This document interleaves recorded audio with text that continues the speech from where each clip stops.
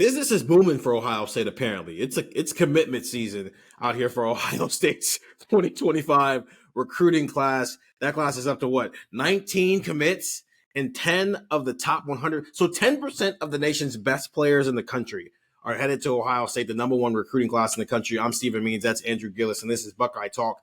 Andrew, the most latest of that group, Zion Grady, the number 66 player and the number 6 edge rusher out of Alabama, took an official visit over this past weekend, and now he's a member of Ohio State's 2025 recruiting class. I mean, on the scale of 1 to 10, level of just how impressive this was a get for Larry Johnson. Yeah, I mean, huge. You look at maybe where this recruitment was going, and I think we talked about this kind of going in, and we were like, how would you rate some of these guys that are committed, or some of these things? Like, you kind of mapped this out and went, man, like with Autry and with Jaden Harmon, you're like, I don't know. And Grady, you're probably putting in that group too, because it's like, man, this guy's from Alabama. I understand Nick Saban's not at Alabama anymore, but Bama's still Bama for now. Bama, like if you pay attention to the national recruiting rankings, Bama has done really well over these last couple of days, a couple of weeks. They've gotten some really big talent. So you're kind of mapping it out going, you know what? This just feels like a battle that Ohio State loses, and it's okay. And then he commits, and it kind of surprised a lot of people, I think, or at least outside of the building, I should say, where Grady commits. You said number 66 overall player in the class, number 6 edge rusher. This is a huge get because, again, you mentioned it. You now have 10 players that are rated in the top 100.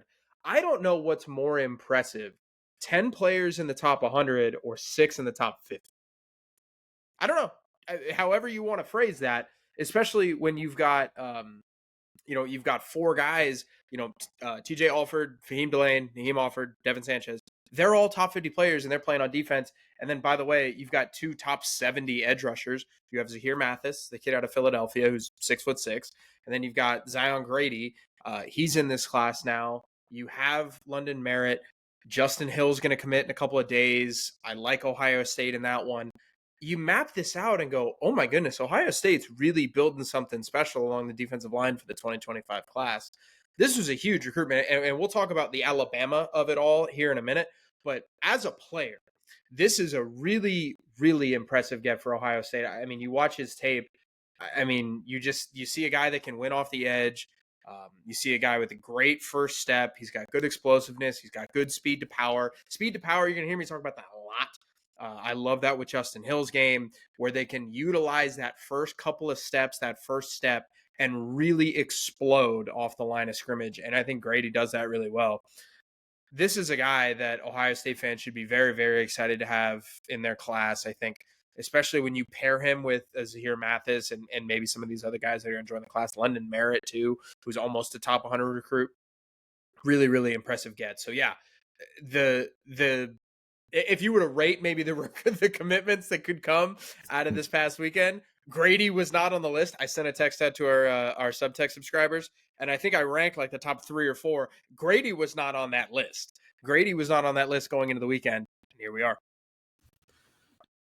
It's a reload of the defensive line room, but it's also kind of a necessary reload, I think, when you add in the context of JT Tuimoloau and Jack Sawyer and Tyleek Williams and Ty Hamilton. They're all gone after this year. So basically, your starting defensive line is going to be gone after the 2024 season. So basically, that second unit, who we all are pretty excited about, right? Kenyatta Jackson, Caden Curry, Hero Kanu, Jason Moore on the inside. They move up to the starting unit, and then you throw Caden McDonald in that conversation as well. The depth is there, but when you're going to lose your entire starting 4 across the defensive line, plus, and we can get to this maybe later, depending on the decision of what Justin Hill decides to do. Maybe this is an opportunity for Jim Knowles to get more creative with some of these fronts later down the line. It makes sense why Larry Johnson is really hitting a home run in this cycle and what the guys he's getting. The Alabama part of this, though, Andrew, I think is so important. I texted this out to our texter, 614-350-3315, as soon as it happened.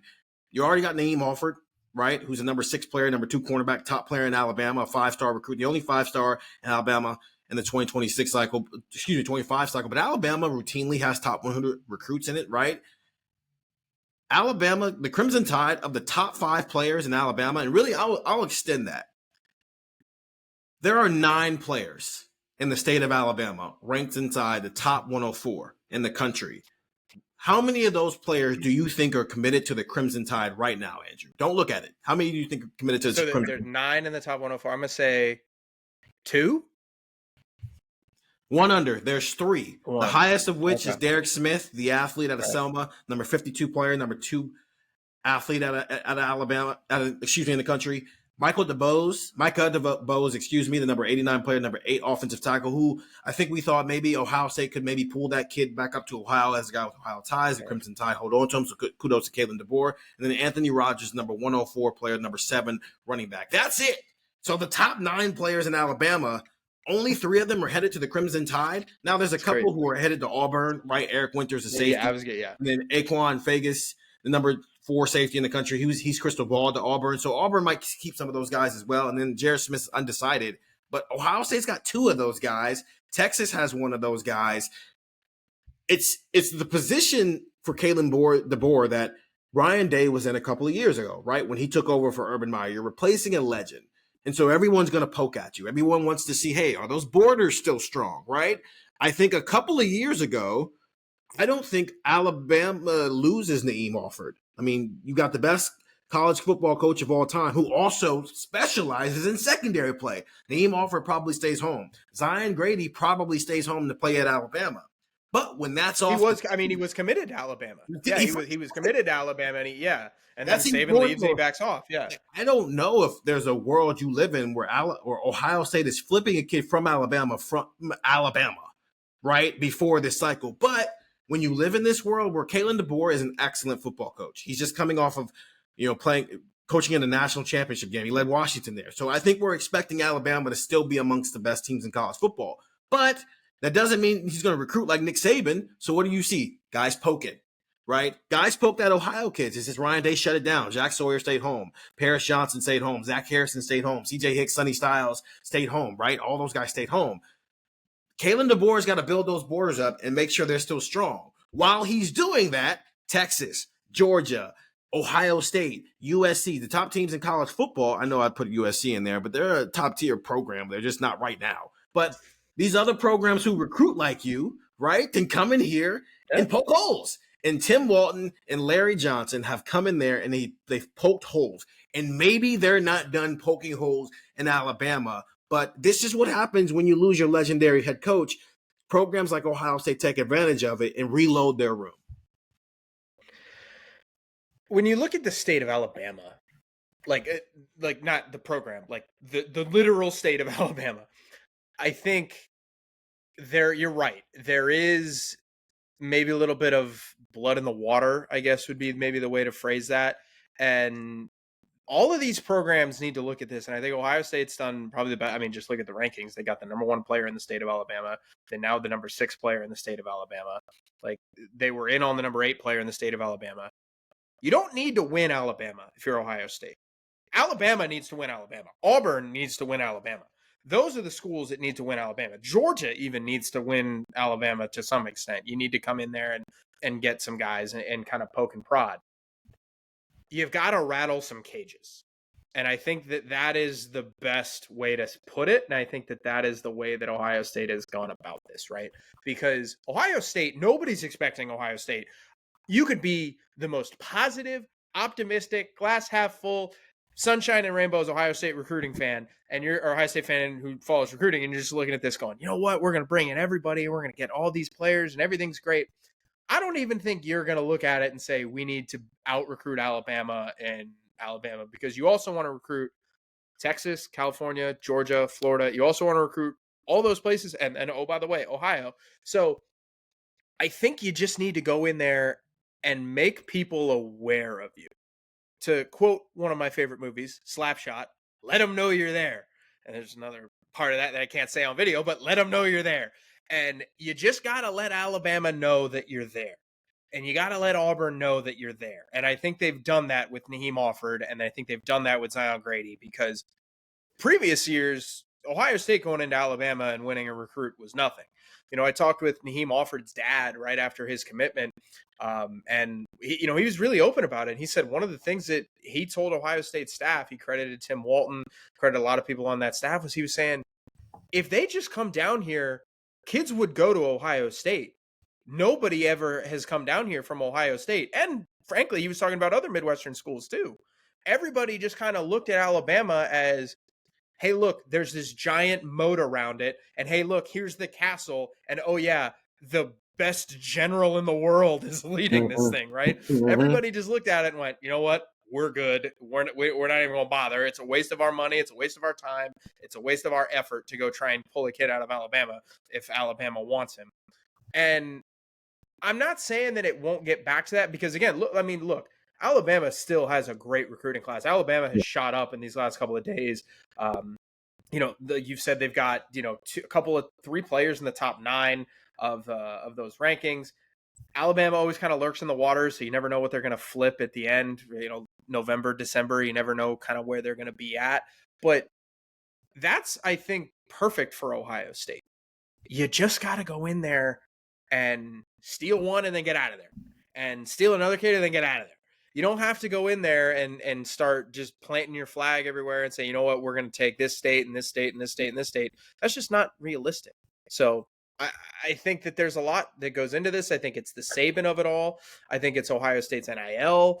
I think it's Ohio State kind of being the program that it has been. I think it's Tim Walton, and I think it's other guys on the staff like Garen Duhart and like other people that have been on the kind of assistant staff that have, really kind of helped going into the South. Ohio State's got some assistants now, one from Louisiana, one's from down south. Like they're really expanding their reach. So a lot of things go into this, and it's a big deal, I think, for more than just Zion Grady for what Ohio State's done in Alabama. And we're saying this, Alabama has the number 2 class in the country right now. So to Andrew's point, Alabama is doing fine overall. Yeah. The point we're driving home here is Ohio State. It's been literal decades since Ohio State has pulled a kid out of Alabama. And in 6 months, they've landed 2, and maybe they might add a third one in Malik Autry, the number 180 player, number 21 defensive lineman, who's committed to Auburn right now, who also was on an official visit over the weekend as well. So that's all we're saying here is a place Ohio State never goes. Nick Saban's not there anymore, so maybe they can start going in there, especially at these prime positions, right? Right now, I think Tim Walton's number 1 in the recruiter rankings. Larry Johnson's number 4. You got a 5-star quarterback in Taven St. Clair. I don't think anybody's worried about what Brian Hartline's wide receiver class is going to look like, even if it doesn't have a Jeremiah Smith in this cycle.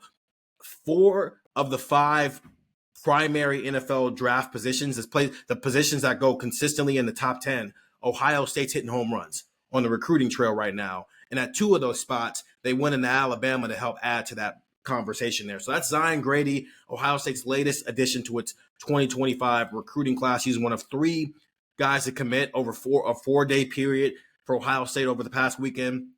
Bogpin Miller, Jake Cook also committed as well. We'll talk about them after the break here. If you're watching this on YouTube, you've already seen us talk about those 2 guys a little bit on other YouTube places. Get the text 614-350-3315. Ohio State, 19 commits, the number 1 class in the country. They're nowhere near done. We think this class might get at least 10 more guys, right, Andrew, the way we predicted it out, even if we didn't get necessarily every single individual correct. We're thinking this might be the biggest class Ohio State gets. So get the text 614-350-3315, 2-week free trial. We're going to take a quick break here, and we're going to come back and discuss more about Ohio State's recruiting class here on Buckeye Talk.